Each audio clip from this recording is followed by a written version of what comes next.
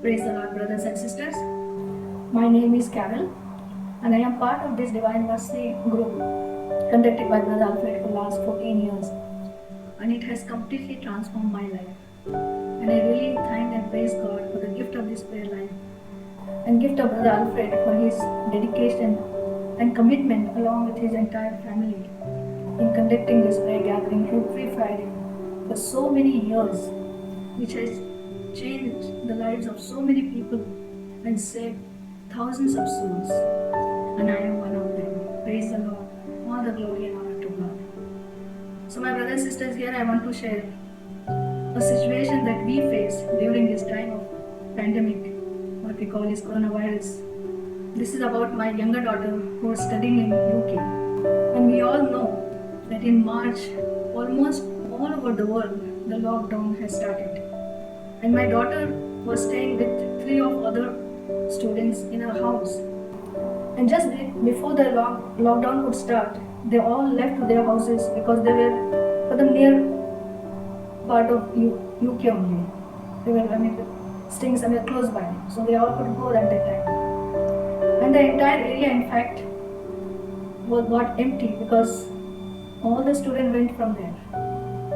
And my daughter was left all alone in that place because we couldn't bring her back here. Flights are already closed.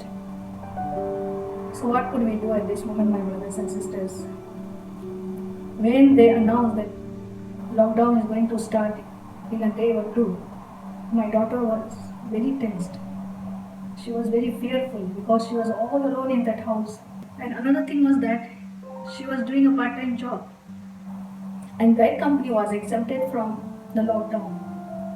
So she was forced to go to work. There was no way they could say no to them. So what can we do at this moment? She was telling Mama, what should I do? How will I stay all alone in this house? And I was giving her lots of courage, telling her to recite Psalm 91, apply the blood protection of our Lord Jesus, and offer the chaplet of divine mercy. It was easy to say, but I could understand what she was going through. But more than her, it was me inside. I was so tense because my daughter was all alone in that big house. In fact, in that entire area. Oh my God, it was such a tense, I can say such a dreadful situation, such a helpless situation. Sitting here, we can do nothing for her. But what I did, my brothers and sisters, I just knelt down. I kept praying the chaplets of divine mercy, offering the rosary, claiming Psalm 91, Psalm 121, Psalm 123, Psalm 23, and all other promises of God. I kept claiming upon my daughter and asking God for His mercy. I was telling God, please, Lord, send forth your angels. Let the angels surround my daughter, protect her from all danger. And my brothers and sisters, and as I was praying, my daughter called me. Something unusual had happened. When there was hardly left 2 to 3 hours left for the lockdown to start, two of her British friends from her university, they called her up and told her to pack her bag and be ready. They were coming to pick her up and to take her to their house. It was so unusual, my brothers and sisters. It was only the miracle of God. God sent His angels in the form of these two friends for my daughter.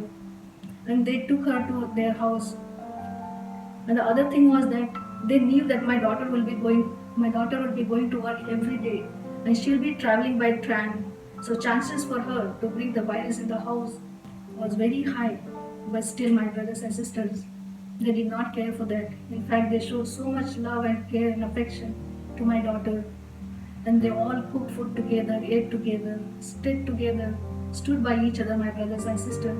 It was the great, great miracle of God who intervened to save my child from the loneliness, from depression, and from all danger, my brothers and sisters. Our God is such a merciful God. When we cry out to Him, He never rejects our prayer. Amen. Hallelujah, my brothers and sisters. Here I would like to tell you something. In the midst of all these months when my daughter is all alone there, we are here, my other daughter in Canada, I remain very calm and peaceful, holding on to the God's promises, offering the chaplets of divine mercy, offering the rosary, and praising and thanking God day and night because this is the only I can depend on. And sure enough, God has really protected my both daughters, keeping them safe and protected, keeping them happy, keeping their jobs on. So you do not have to worry about the finances for them, my brothers and sisters. This is glory of God in my life, my brothers and sisters. And this was only possible to remain calm in the storm because regularly attending the prayer of Divine Mercy and listening to the preaching of Brother Alfred, which built up my faith so much in God that nothing can shake me up. Praise the Lord. All glory to God, my brothers and sisters.